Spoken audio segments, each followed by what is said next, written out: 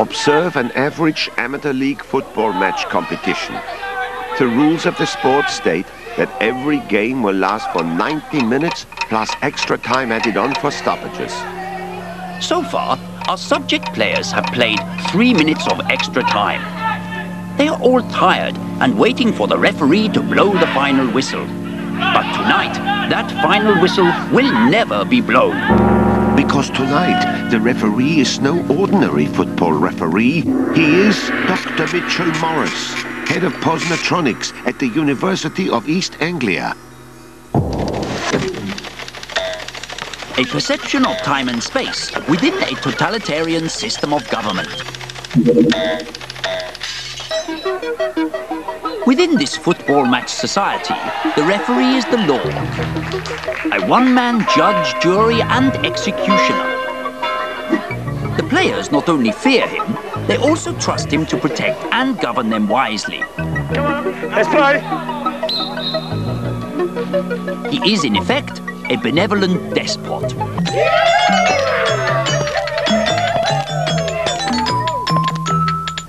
Today, Dr. Mitchell Morris is working deep undercover to attempt to discover what would happen if this paternalistic power structure were abused by a corrupt regime.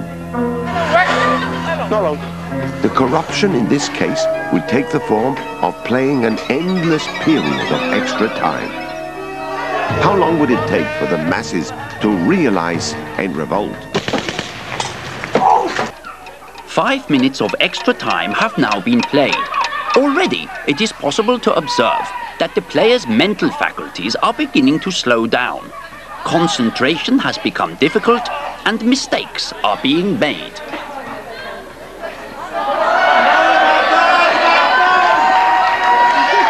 For now, it would appear that the players are still content to blindly obey the rule of the referee. This experiment awaits closure.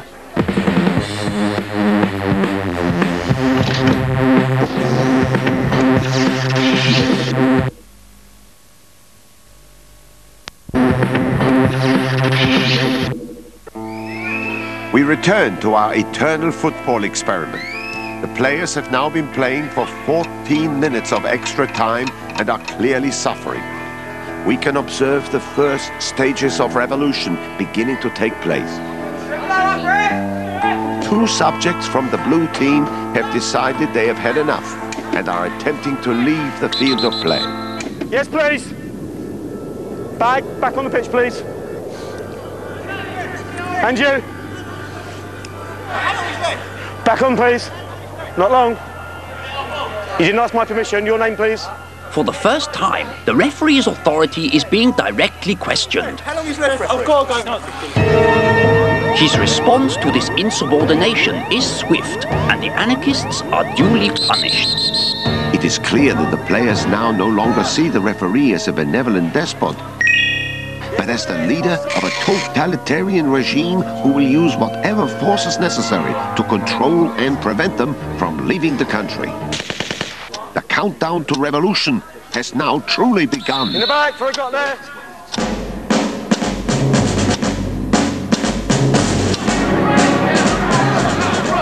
After 18 minutes of extra time, the players stage their first protest.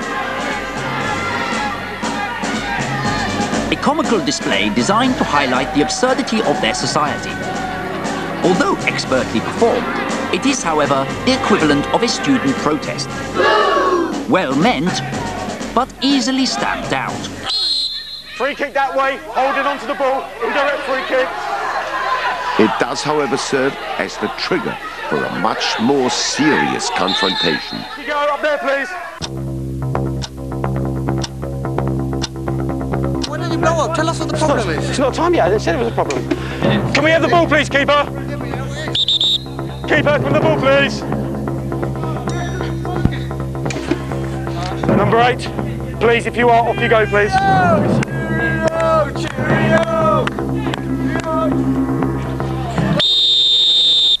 Don't ruin it. Exposing yourself to everybody, off you go. The red card execution of number 8 is highly significant.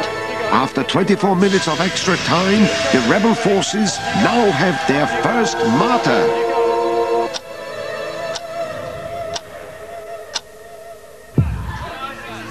All respect for authority is now disintegrating. Faced with such an extreme challenge to his society, the referee is forced to go to war with his own people and exterminate all troublemakers.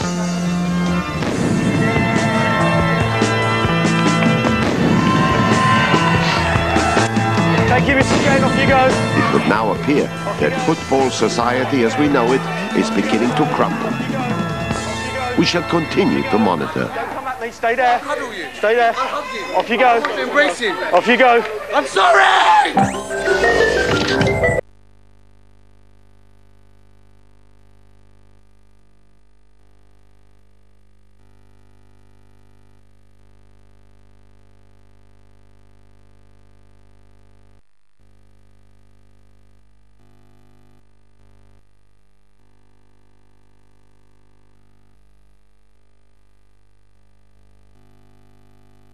Overpowering that it forces him to take actual physical action against the experimental.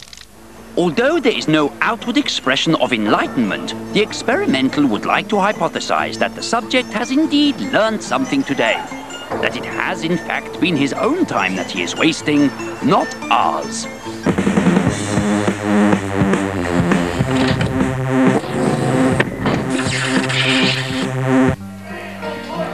Back at the everlasting football experiment, and the football state has now collapsed into anarchy. During the last 10 minutes, players have been openly leaving the ailing regime. They believe there is a better life for them elsewhere. Those that have stayed have continued to suffer from the hands of an ever more brutal and desperate referee police force. We have now played 47 minutes of extra time. The situation is now desperate. The football state has been reduced to a paltry population of just 3 players. We can observe, however, that the referee is still attempting to maintain law and order with his somewhat diminished football society. Centre circle, please. The ball can go forward, you can take a shot at goal. Are you making this up as we go along? No, not at all. You're more than welcome to come in the changing room and I'll show you the law book.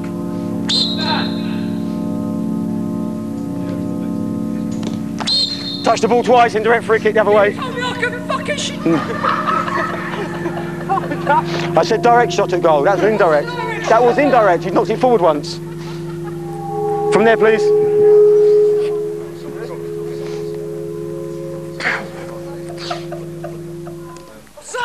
It was.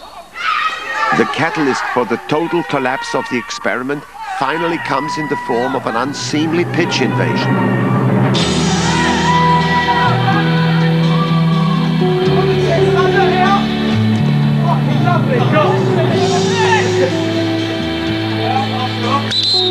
From back there, please. After 52 minutes of extra time, the referee finally accepts that it is all over and calls a halt to the experiment. The experimental has reached closure. Next week on Experimental.